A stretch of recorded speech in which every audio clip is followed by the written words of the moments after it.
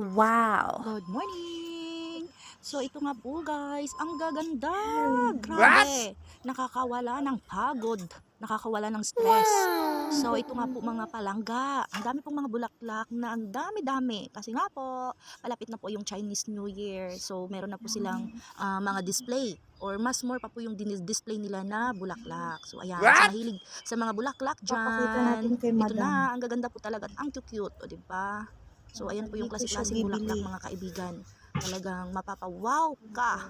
Grabe, ang I showed ganda. this one So for ayan my po yung boss and I klase-klaseng mga asked bulaklak to na come kanilang and mga buy. dinidisplay. Ayan, kumukuti-kutitap. Ang gaganda. Ang gagandang pagmasdan. O diba? Ang ganda nila tignan, promise. Kaganda ng mga bulaklak. Ay, ang kaganda.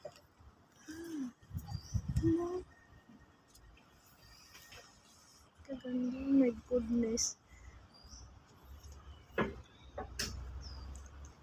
Ayan.